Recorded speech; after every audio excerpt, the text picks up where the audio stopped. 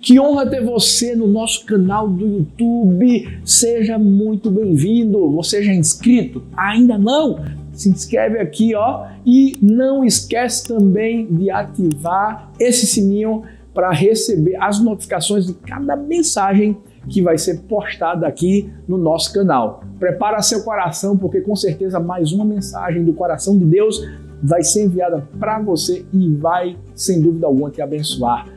Deus te abençoe. Agora vamos dar continuidade a mais uma mensagem da nossa série O que o Espírito diz à igreja. Não sei se você não acompanhou nenhuma das mensagens, mas não tem problema.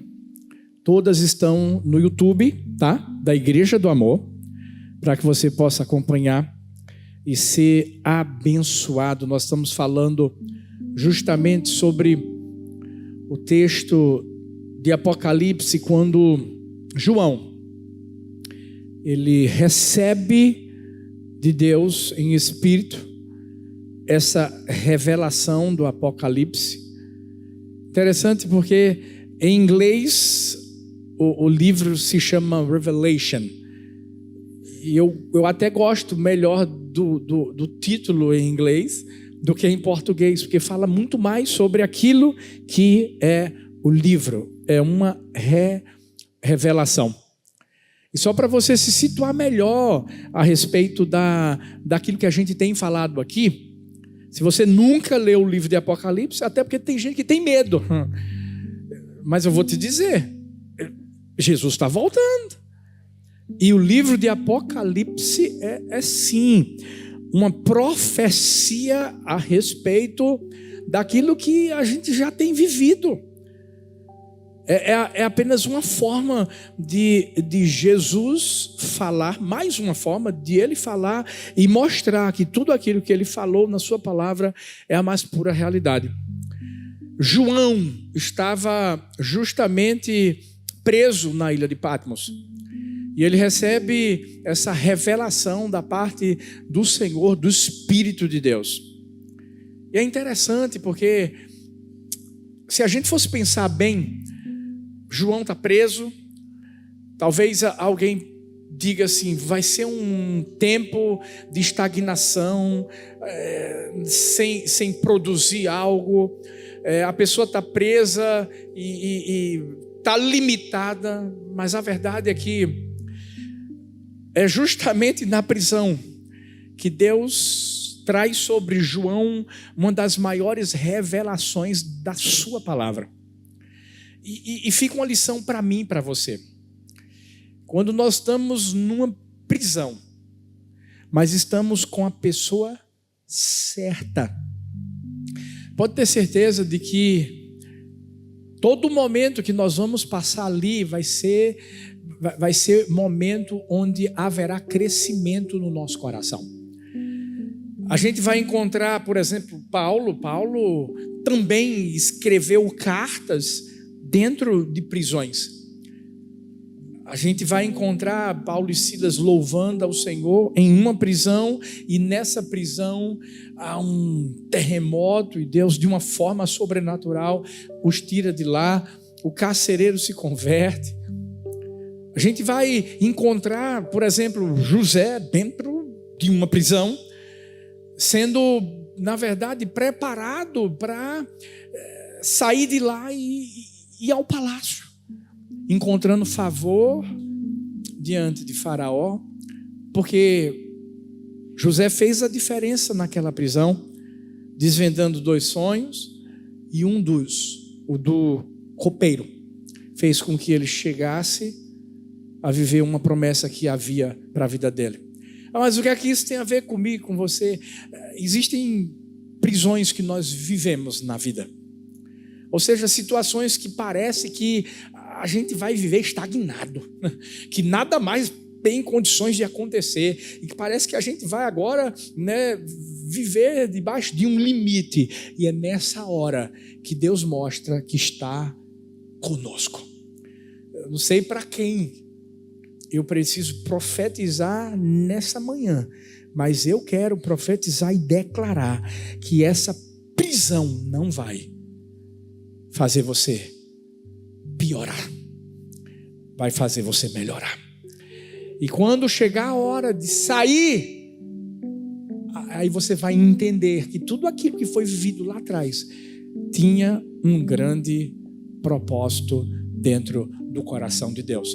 Mas não é sobre prisão que eu vou falar, mas é apenas uma lição que Deus colocou aqui no meu coração a respeito do início desse livro, quando nós encontramos João preso e recebendo de Deus essa revelação tão poderosa para a nossa vida. Nós já falamos sobre a igreja de Éfeso, a igreja que precisava voltar ao primeiro amor. Falamos sobre a igreja de Esmirna, a igreja que estava vivendo sob pressão, mas que por conta da perseverança deles, venceram. Falamos no domingo passado sobre a igreja de Pérgamo, a igreja que vivia uma batalha silenciosa, uma batalha doutrinária, uma batalha que iniciava-se aqui na mente daquela igreja, onde o diabo tentava de todas as formas destruí-la. E hoje nós vamos falar sobre Tiatira. Como é que é, pastor? Tiatira. Era a menor de todas as cidades. Se a gente tivesse que falar sobre a igreja de Tiatira, era como se fosse uma das igrejas menos influentes da época. Era a menor de todas. Mas quem disse que, aos olhos humanos, por ser a menor, ou não ter ainda tanta influência, Deus não vai olhar com carinho para procurar mostrar que também pode usá-la? Eu lembro como se fosse hoje, que chegou um tempo em que a Igreja do Amor era chamada de Igrejinha Batista do Amor. Foi assim que a gente descobriu, e olha que o nome não era ainda Igreja do Amor. Foi no momento em que Deus disse assim: muda o nome. E eu disse: Deus, mas mudar o nome? Para que nome? Naquela época a igreja era Terceira Igreja Batista em Maranguape 1, que é o bairro na cidade de Paulista. E Deus disse assim: ouça aquilo que as pessoas falam da igreja. E aí foi quando eu descobri Igrejinha Batista do Amor. Por que Igrejinha? Porque era muito pequena. Tinha começado com 7 pessoas, né? Ainda não tinha crescido tanto. Mas aquilo que Deus considera, aquilo que os homens consideram menor, pequeno, é justamente aquilo que Deus olha e diz assim: eu vou pegar o que é pequeno e fazer grande. Sabe, fica uma lição para mim e para você hoje também. Talvez, sabe, na sua vida você tenha vivido algo pequeno. Você acabou de chegar nos Estados Unidos. E só você sabe, e Deus sabe, aquilo que você tem vivido. As dificuldades, os desafios. Mudou tudo. Uma coisa era no Brasil, agora é aqui. Mas eu tenho convicção de que Deus é aquele que olha para mim e para você e diz assim: vamos lá, filho. Eu consigo pegar algo que muitos olham e não veem influência. Muitos olham e talvez dizem: é mais um. Eu sei fazer com que lá na frente algo diferente aconteça. Não sei para quem eu estou profetizando hoje, mas eu sei. Talvez tenha alguém aqui que precise ouvir, ou aí online, Deus olhando para vocês dizendo assim: os últimos serão os primeiros. Deus olhando para vocês dizendo assim: fica tranquilo, começa como você está começando e deixa que eu faço o resto. Paulo dizia: eu planto, Apolo rega, mas Deus dá o crescimento. Tiatira era a menor de todas as cidades, ficava a pouco mais de 80 quilômetros de Esmirna e no meio do caminho para Pérgamo. Diferentemente das outras cidades que nós estudamos aqui, não tinha muita influência política, não tinha muita influência religiosa. A maior importância daquela região era o comércio. Até porque, na posição geográfica de Tiatira, ela ficava em um vale muito fértil. E todas as rotas de comércio, de certa forma, passavam por Tiatira. Por isso que nós temos aqui alguns objetos ligados ao comércio. Linho, algodão e muitos outros.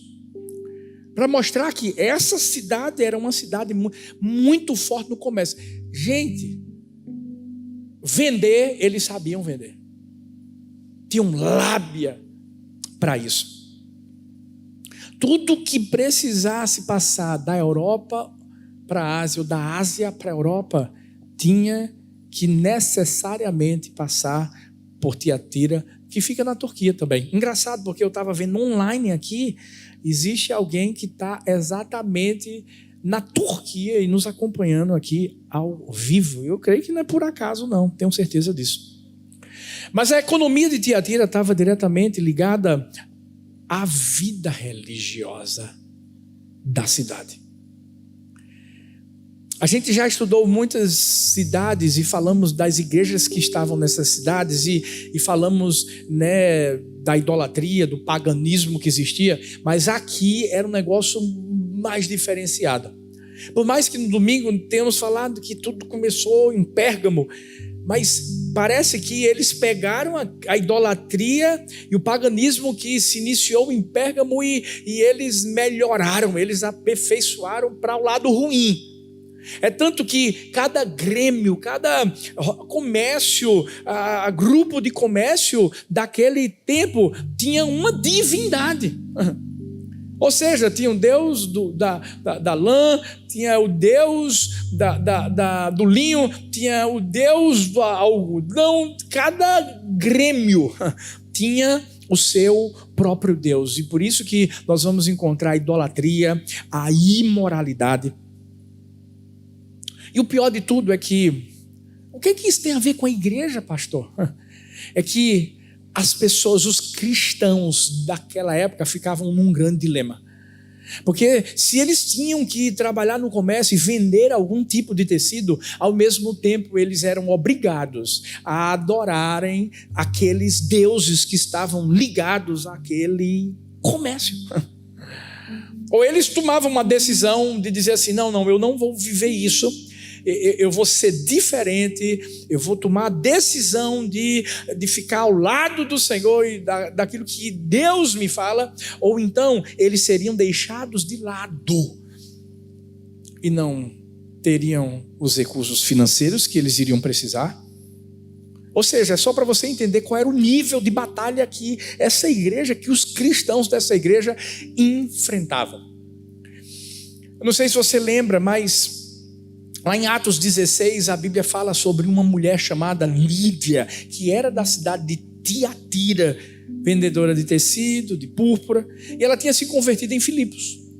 Alguns até dizem que ela foi a pessoa que Deus levantou depois de sua conversão para que a igreja de Tiatira pudesse nascer. Mas o que Deus então vai falar para Tiatira? Apocalipse 2, versículos 18 até o 29, a Bíblia vai dizer assim, presta bem atenção. Ao anjo da igreja de Tiatira escreve isto. Isto diz o Filho de Deus, que tem seus olhos como chama de fogo, os pés semelhantes ao latão reluzente. Eu conheço as tuas obras, o teu amor, o teu serviço, a tua fé, a tua paciência, e que as tuas últimas obras são mais do que as primeiras. Mas algumas poucas coisas tenho contra ti, que deixas Jezabel, mulher que se diz profetiza, ensinar, enganar os meus servos, para que forniquem, comam dos sacrifícios da idolatria. Eu dei-lhe tempo para que se arrependesse da sua fornicação, e não se arrependeu. Eis que a porei numa cama, e sobre os que adulteram com ela virá grande tribulação, se não se arrependerem das suas obras. Ferirei de morte a seus filhos, e todas as igrejas saberão que eu sou aquele que sonda os rins e os corações. Darei a cada um de vós segundo as vossas obras. Mas eu vos digo a vós e aos restantes que estão em Tiatira, a todos quantos não têm esta doutrina, não conheceram, como dizem as profundezas de Satanás, que outra carga vos não porei, mas o que tendes, retende-o até que eu venha. É o que vencer e guardar até ao fim as minhas obras, eu lhe darei poder sobre as nações, e com vara de ferro as regerá, e serão quebradas como vasos de oleiro, como também recebi de meu Pai. Dar-lhe-ei a estrela da manhã. Quem tem ouvidos, ouça o que o Espírito diz às igrejas. Todo o texto de Apocalipse, cada carta que foi escrita para cada igreja, obviamente vão ter detalhes que nós só vamos conhecer depois que a gente começa a estudá-las de uma forma mais profunda. Perceba como é que Deus começa a falar aqui. Jesus. Nós vamos encontrar aqui a Bíblia dizendo: isto diz o Filho de Deus. De uma forma muito ímpar e única, ele aqui é apresentado como o Filho de Deus. E por que isso? Tiatira tinha, como você já deve ter percebido, muitos templos de muitos deuses, mas tinha um que era o principal: Apolo. E Apolo era o filho de Zeus. Havia um ensino daquela época de uma forma muito profunda, exacerbada, e que se espalhava muito naquela cidade, de que Apolo, por ser filho de Zeus, era poderoso e era ele que abençoava as pessoas. Quando Jesus inicia essa carta dizendo assim: diz isto o Filho de Deus, o que ele está querendo dizer é o seguinte: ei, o Filho de Deus sou eu. E aquilo que eu falo para vocês é muito mais importante do que as pessoas estão dizendo que Apolo fala. Apolo era o Deus Sol. Jesus queria deixar bem claro quem era o Filho de Deus, para que eles entendessem que precisavam ouvir essas palavras que seriam muito duras. Essa igreja era uma igreja muito trabalhadora, era uma igreja muito fervorosa, era uma igreja que tinha um coração apaixonado por aquilo que fazia. E eu acredito que, se fosse nos dias de hoje, de alguma forma se pareceria muito com a gente, porque nós somos apaixonados por Deus, nós somos apaixonados por vidas, como meu filho Alexandre subiu aqui. O nosso maior investimento são vidas. Esse é o maior legado que a gente pode deixar. Nós amamos servir, nos voluntariar, dar o nosso melhor. E essa igreja era mais ou menos assim. Eu acredito que era uma igreja muito alegre, né? Feita a recepção da igreja do amor. Você chega e o povo já está lá gritando: seja bem-vindo. Eu sei que não é muito normal, porque a gente já chega fazendo um coraçãozinho e daqui a pouco já quer abraçar, porque igreja do amor, meu amigo, igreja do amor não é de dar tchau, é de abraçar mesmo, é de manifestar esse amor. Eu acredito que essa igreja era muito assim, mas tinha algo que estava incomodando o coração de Deus. Até porque não é só a gente fazer, não é apenas a gente ser apaixonado pelo que faz. Eu sempre falo que mais do que fazer é ser. É isso que faz a diferença. E é por isso que, depois de Jesus falar, eu sou o Filho de Deus, eu conheço vocês, eu sei que vocês estão arrasando, eu sei que vocês estão fazendo muita coisa, eu sei que vocês amam tudo isso que vocês fazem, mas eu tenho algo que eu preciso falar. E é aí que a palavra do Senhor mostra que aquela igreja estava tolerando o pecado dentro dela. Isso aqui é muito sério. Por mais que houvesse um crescimento, por mais que, como diz a Bíblia, as obras que eles estavam fazendo eram muito maiores do que as últimas que eles fizeram, eles eram fera, mas tinha um negócio errado, eles estavam tolerando o pecado.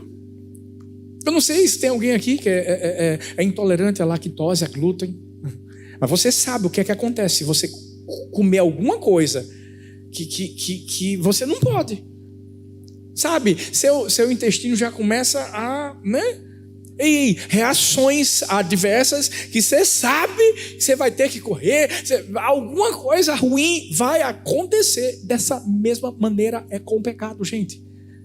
A gente precisa ser intolerante ao pecado, à idolatria, à imoralidade. É isso aí, sabe por quê? Porque senão a gente vai colher as consequências. O que acontecia lá eram que pequenas tolerâncias, concessões eram feitas. E essa é a hora que Deus vai chegar e dizer assim: o que eu tenho contra ti é que vocês estão tolerando. A primeira lição que a gente vai aprender com a igreja de Tiatira é que a gente não pode tolerar Jezabel. Às vezes a pessoa ouve esse nome e já pensa assim, apenas, é a mulher, pastor. Não. É mais do que o nome de uma mulher, é um espírito. Um espírito que mulher, que homem, que qualquer pessoa pode, infelizmente, ser atingido por ele, dominado por ele. A igreja de Tiatira estava crescendo. E eu vou te dizer uma coisa: tudo que o diabo vê crescer incomoda ele.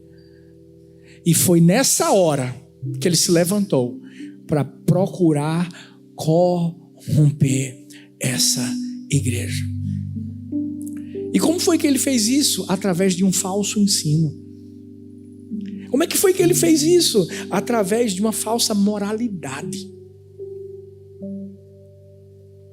Engraçado, porque Éfeso era uma igreja que não tolerava de forma alguma homens maus, falsos ensinos, mas essa igreja, Tiatira, era a igreja que dizia: não, o negócio é a gente fazer as coisas de forma apaixonada, não importa como a gente faz, não importa como a gente está, bora, só vai e faz. Não. Você vai aprender uma coisa na igreja do amor: a gente não passa a mão na cabeça de seu ninguém, pode ser quem for. Sabe, eu acredito e tenho uma convicção daquilo que eu vou falar. Quando Jesus morreu por mim e por você na cruz, Ele morreu para libertar a nossa vida do pecado. Ele não morreu para camuflar o pecado da nossa vida e fazer com que agora a gente apenas possa viver uma vidinha em santidade. Não, mas não é toda vez, não.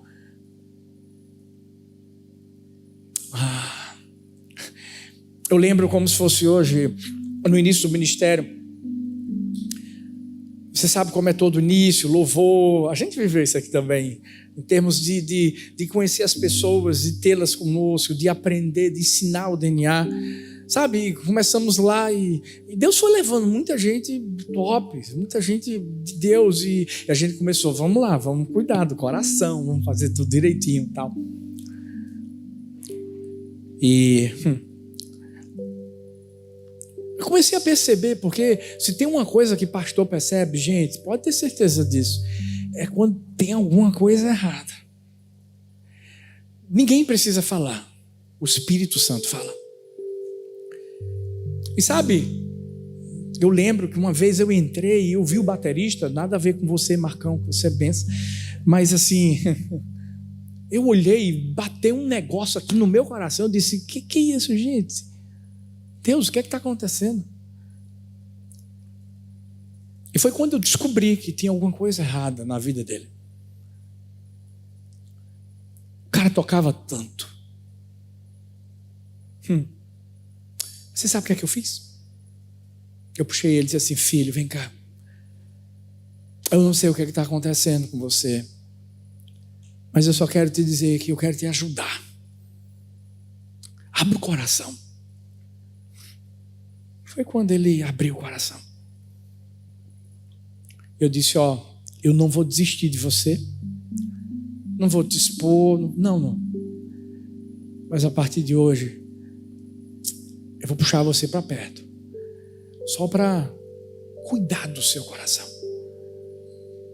Porque eu creio que você está falando para mim algo do qual você está arrependido. Então, você não vai tocar, mas você vai estar em comunhão com a gente. Vai estar adorando aí, sentadinho no teu lugar, mas assim, deixando o teu coração ser purificado.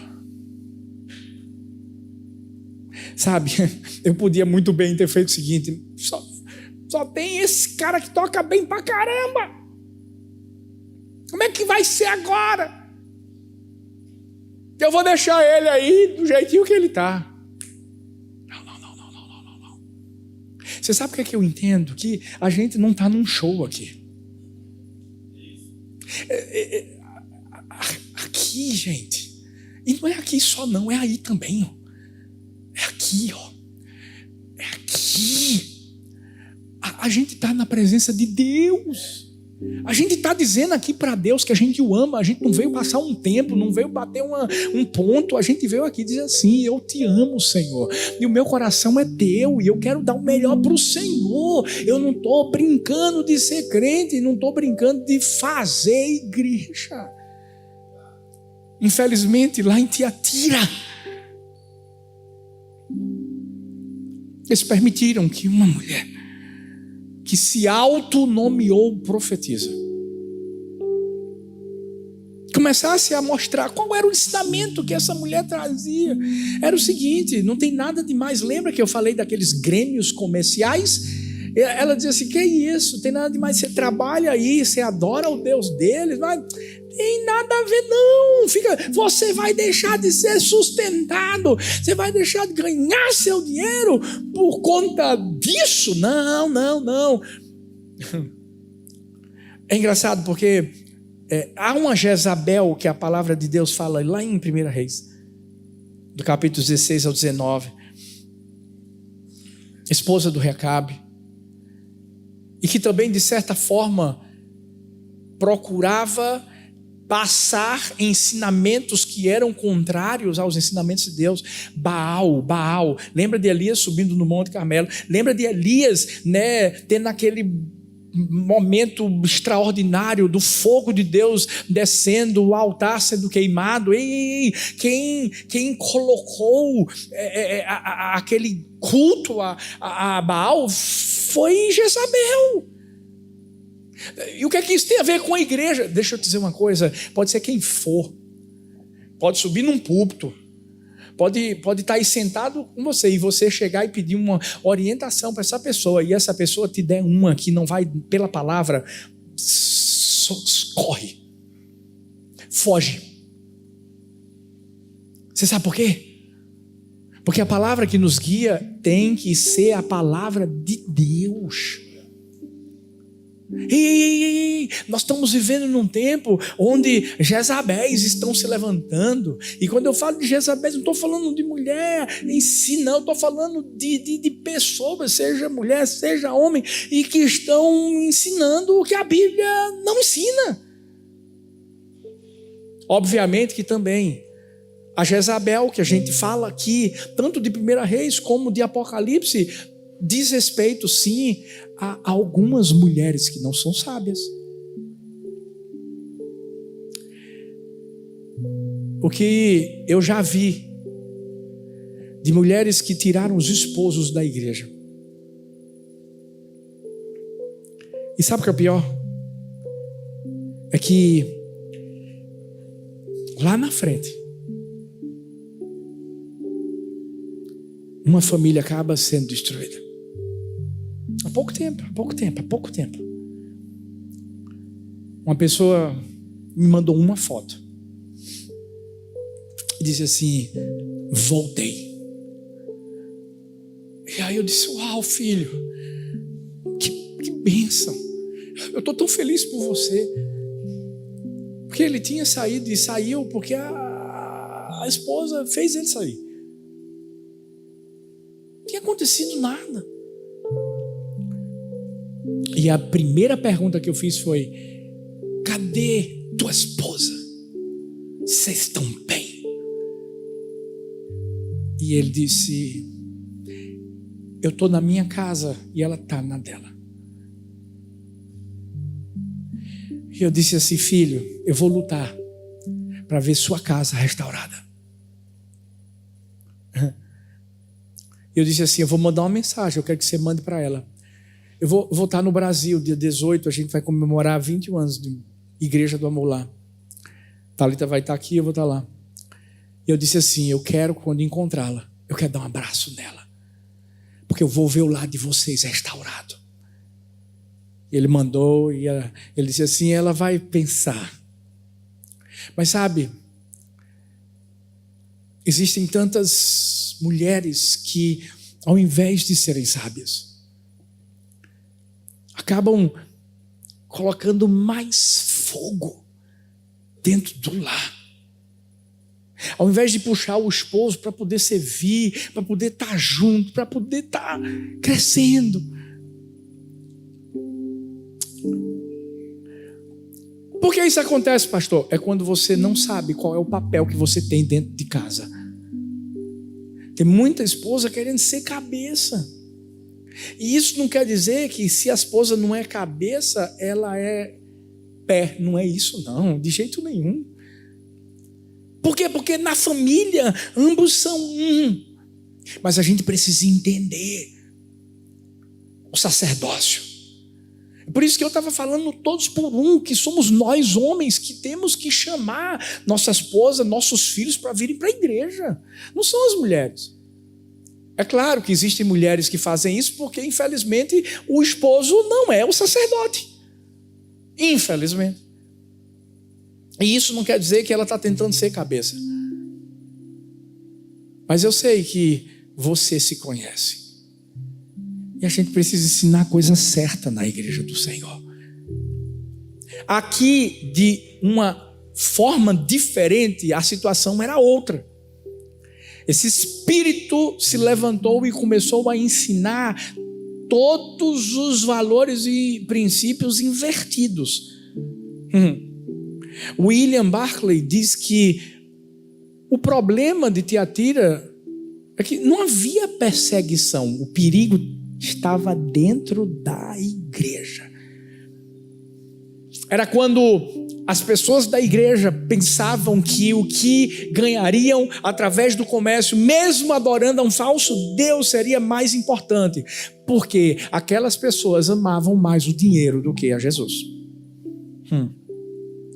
E eles teriam que escolher o que fazer. Nós vamos viver uma vida santa ou nós vamos viver no pecado? E Romanos 6, 1, 2 diz: que diremos, pois, permaneceremos no pecado para que a graça abunde? De modo nenhum. Nós que estamos mortos para o pecado, como viveremos ainda nele? Diante da proposta que Jezabel trazia, um cristianismo liberal, sem regras, sem proibições, sem legalismo. Ela, na verdade, queria modificar a mensagem original do Evangelho e trazer uma adaptação. Engraçado, não é o que a gente tem vivido nos dias de hoje? As pessoas estão tentando adaptar a Bíblia. Estão tentando rasgar algumas páginas da Bíblia e tentando dizer assim, isso o pastor pode pregar, isso aqui não. O maior erro de Tiatira foi tolerar. O maior erro foi dizer assim, deixa, ela está querendo fazer isso, deixa, ela está querendo falar, deixa, vamos lá, quem quiser seguir ela, segue ela, quem não quiser, não segue, vamos lá. Não. Ei, a gente não pode ficar em cima do muro.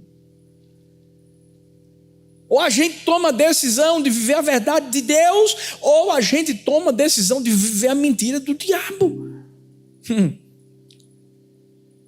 Se tem alguém que não tolera o pecado, é Jesus.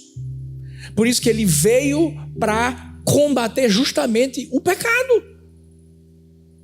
Darrell Johnson escreveu certa vez, Jesus se apresenta como um intolerante apaixonado, porque ele ama a verdade, ele fala a verdade, ele é a verdade. A falsidade, qualquer tipo de engano escravizam as pessoas. Jesus é um intolerante apaixonado, porque ele é apaixonadamente intolerante com pessoas sendo escravizadas. Jesus é intolerante com os falsos ensinamentos que influenciam a igreja, porque qualquer forma de falsidade gera escravidão. As pessoas de Tiatira pensavam assim, eu vou ganhar meu dinheiro, eu vou ser influente no comércio, mas a verdade é que essas pessoas estavam sendo, sabe o quê? Escravizadas. Gente, Jesus está voltando, a gente sabe que tem muita coisa que vai acontecer, número de besta, a compra através desse número. Deixa eu te falar uma coisa, a gente não pode cair no engano de Jezabel, a gente não pode cair no engano desse espírito maligno. Nós não podemos tolerar o que vem do inimigo. Ou a gente é amigo de Deus, ou a gente é amigo do mundo. Talvez você está no seu trabalho, talvez você está ali, né, no lugar onde você vive, e as pessoas dizem assim, e aí, você não vai beber comigo, não? E aí, você é contra ou a favor do aborto? E aí, você já teve relações sexuais com sua namorada, com seu namorado antes de casar? Talvez as pessoas olharam para você e disseram assim, tu só quer ser o santinho, crentinho. Ou até mesmo disseram assim, vocês são intolerantes. Talvez alguém do seu trabalho disse assim, rapaz, eu não acredito que tu nunca traísse tua esposa. Deixa eu falar uma coisa para mim e para você. Nada disso pode nos fazer tolerar o pecado. A gente entende que Jesus veio justamente para matar a nossa natureza pecaminosa e trazer sobre nós um novo tempo, uma nova realidade. E aí a gente vai receber uma recompensa eterna, não passageira aqui na terra. Quem é a nossa satisfação? É Jesus. Quem é a nossa alegria? É Jesus. A gente precisa tomar a decisão de não tolerar os falsos ensinamentos nem as falsas propostas. A primeira coisa, e Jesus foi muito sério quando falou isso, vocês estão tolerando essa mulher que se diz profetiza, Jezabel. Em outras palavras, Jesus estava dizendo, vocês estão tolerando o pecado dentro da igreja. Eu sou contra o pecado. Mas em segundo lugar, o segundo ensinamento que o Senhor trouxe para a igreja de Tiatira foi, tema ao Senhor. Versículo 18 diz, ao anjo da igreja em Tiatira escreva, estas são as palavras do Filho de Deus, cujos olhos são como chama de fogo e os pés como bronze reluzente. Deixa eu chamar a atenção para essa expressão, olhos são como chama de fogo. O que Jesus estava querendo falar para aquela igreja? É que Jesus sondava, via, observava somente tudo. Jesus estava vendo a tolerância daquelas pessoas em relação ao pecado. O que Jesus estava dizendo foi: nada escapa ao meu olhar. Ele vê tudo. As intenções do nosso coração, as motivações do nosso coração. A verdade é que naquela igreja estavam acontecendo coisas nos bastidores que estavam incomodando o Senhor. Jesus estava olhando para eles dizendo assim: eu sei o comportamento de vocês dentro desses grêmios comerciais. Eu sei que vocês só estão aí dentro porque vocês não estão querendo perder a provisão de vocês, e vocês estão adorando a falsos deuses. Vocês estão se esquecendo que eu que sou o Filho de Deus. Vocês estão se esquecendo que sou eu que cuido da vida de vocês. Eu estou vendo tudo. É mais ou menos assim. Quem somos nós?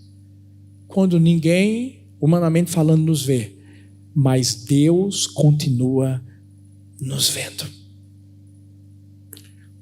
A Bíblia vai falar em Provérbios 15:3: os olhos do Senhor estão em toda parte, observando atentamente os maus e os bons.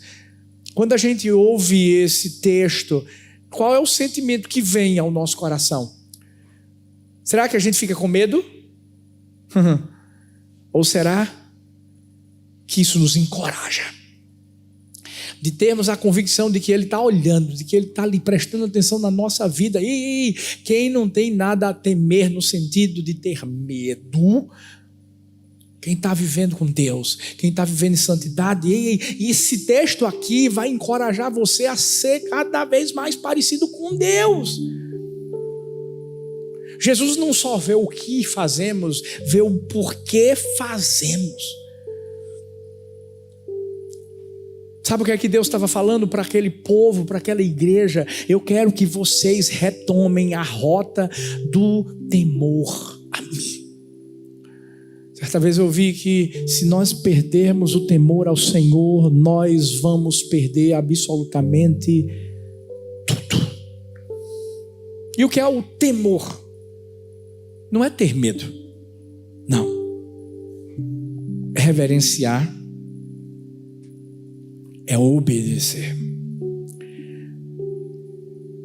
Acho que o significado mais simples da palavra temor é isso: é reverenciar a Deus da forma correta e obedecer, porque quem teme obedece. Feito Abraão. Gênesis 22, versículos 11 e 12, diz assim: Abraão, não estendas a mão sobre o rapaz, sobre Isaque, nada lhe faças, porque agora eu sei que temes a Deus, porquanto não me negaste o filho, teu único filho. Você sabe como podemos dizer que Abraão temia ao Senhor? Porque ele foi capaz de pegar o filho, colocar no altar e levantar o cutelo para sacrificá-lo. E é nessa hora que o Senhor fala para ele: não faz isso, você me teme. O que tinha na vida de Abraão faltou na vida de Jonas, porque diante de um propósito, de uma missão que Deus deu a Jonas, o que foi que ele fez? Ele fugiu, ele foi para Tarsis. E olha a expressão que Jonas vai falar no momento justamente daquela tempestade. Quando perguntam: quem é você? Jonas diz assim: eu sou hebreu e temo a Deus. Ele podia até ser quem ele era, mas ele não temia a Deus, porque se ele temesse a Deus, ele teria obedecido. O que é que Deus quer que a gente abra mão? O que é que Deus quer que a gente renuncie? O que é que Deus quer que a gente sacrifique? Porque a gente sabe que se a gente tomar essa decisão, a gente vai estar desagradando a Deus. E o que é que a gente está deixando nas nossas mãos e deixando de fazer o que Deus quer que a gente faça? Quem teme a Deus obedece. Talvez essa igreja até achasse como Jonas, que temia, que o reverenciava, mas a verdade é que não. Sabe por quê? Não obedecia.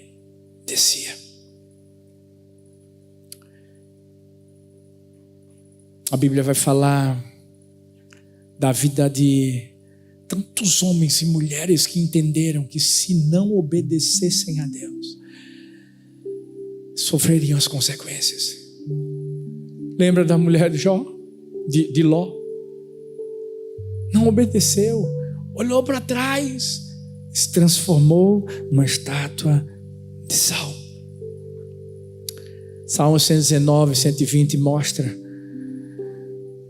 o meu corpo se arrepiou com o temor de ti, temi os teus juízos. Sabe por quê? Porque a gente sabe que existe uma recompensa para a obediência, existe uma recompensa para a desobediência. Quando falta temor, a vida fica bagunçada. Mas quando nós tememos a Deus e o obedecemos, as coisas mudam. Vivemos livramento, porque a Bíblia fala em Salmos 34, 7, o anjo do Senhor acampa-se ao redor dos que o temem e os livra. Existe provisão, Salmos 34, 9 e 10, temei ao Senhor, vós os seus santos, pois nada há falta aos que o temem. Os filhos dos leões necessitam e sofrem fome, mas aqueles que buscam o Senhor, bem nenhum lhe faltará. Quem teme ao Senhor tem vida. Provérbios 19, 23, o temor do Senhor conduz à vida, dá segurança e proteção contra o mal. Provérbios 14, 27, o temor do Senhor é fonte de vida para desviar dos laços da morte. Ei, a igreja do Senhor nos dias de hoje tem que temer a Ele. Às vezes a gente vê tantas atitudes que mostram que a pessoa até diz assim: eu sou crente, eu faço parte de uma igreja, mas não teme, porque não obedece, porque não segue os princípios. É o que estava acontecendo com essa igreja, e por isso que em último lugar, a última lição, a última fala de Deus aqui é para que essa igreja valorizasse a misericórdia dele. Apocalipse 2, 21, 22 diz: dei-lhe tempo para que se arrependesse da sua fornicação, e não se arrependeu. Eis que a porei numa cama, e sobre os que adulteram com ela virá grande tribulação, se não se arrependerem das suas obras. Ei, todas as escolhas que fazemos têm uma consequência. Gente, Deus deu tempo a Jezabel e consequentemente a essa igreja. Para quê? Para que eles se arrependessem, para que eles valorizassem a misericórdia que a Bíblia diz se renova a cada manhã. Por quê? Porque Deus é longânimo. Deus quer que a misericórdia dele triunfe sobre o juízo, como diz Tiago 2,13. Mas quando a misericórdia dele é desprezada, o juízo se manifesta. Deus vai dar a todos a oportunidade de se arrepender e de reconhecer que precisam acertar. Mas Deus não vai forçar ninguém a fazer isso. Deus coloca nas mãos das pessoas justamente essa bênção, esse presente, que é o perdão. Ele é um Deus de compaixão. Em muitos momentos o povo de Israel pecou e fez tanta coisa errada diante de Deus. Como diz Êxodo 34, 6, quando o Senhor já tinha dito assim: olha, vou colocar um anjo para guiar vocês, eu mesmo não vou mais. Moisés chega lá diante de Deus e diz assim: Javé, o Senhor, o Deus da compaixão, misericórdia, sou lento para mirar, cheio de amor e fidelidade, cubro de amor 1000 gerações e perdoo o mal, a rebeldia, o pecado, contudo não absolvo o culpado, trago as consequências do pecado dos pais sobre os filhos até 3ª e 4ª geração. No mesmo instante, olha o que Moisés vai dizer. Moisés se prostra com um rosto no chão, adora e diz: Senhor, se é verdade que te agradas de mim, peço que nos acompanhes na jornada. É verdade que o povo é teimoso, é rebelde, mas eu te te peço, perdoe nossa iniquidade, nosso pecado, toma-nos como tua propriedade especial. E o Senhor respondeu: faço hoje uma aliança com você, na presença de todo o povo, realizarei maravilhas jamais vistas em nação alguma, ou lugar algum da terra, e todos ao seu redor verão o poder do Senhor, o poder temível que demonstrarei em seu favor. E esse povo que estava condenado e o juízo cairia sobre eles, se arrependeu. A partir do momento que se arrependeu, a graça do Senhor, as misericórdias do Senhor vieram sobre o povo e uma aliança foi renovada. O problema é quando a pessoa quer continuar no erro, quer continuar no pecado e se esquece que os olhos do Senhor estão em todo lugar. Nosso Deus não é o Deus que quer deixar a gente com medo. O olhar dele não é o olhar de condenação. Por isso que Pedro, quando olha para Jesus, se constrange. Porque Jesus não foi até ele para dizer assim: está vendo você me negou 3 vezes, não. Jesus foi até ele por causa do amor. E olhou para Pedro e viu que Pedro estava arrependido. Judas continuou no erro. Não se arrependeu, não quis mudar. Quem foi que acabou com a vida de Judas? Foi Deus? Não, foi Judas mesmo. Quando nós entendemos que precisamos valorizar as misericórdias do Senhor, entendendo que através disso a bondade dele vai nos seguir. Porque é a bondade de Deus que nos conduz ao arrependimento, como diz Romanos 2,4, ou desprezas as tuas riquezas da sua benignidade e paciência e longanimidade, ignorando que a benignidade de Deus te leva ao arrependimento. Tudo que Deus queria da igreja de Tiatira é que essa igreja olhasse para ele, o Filho de Deus, e que entendesse que ele não estava lá para destruí-la, mas para abençoá-la. Por isso que ele vai finalizar dizendo: ao que vencer, guardar até o fim as minhas obras, eu lhe darei poder sobre as nações. Com a vara de ferro as regerá, serão quebradas como vasos de oleiro. Como também recebi do meu Pai e dar-lhe-ei a estrela da manhã. Fique em pé no seu lugar, por favor. Jesus vai concluir mostrando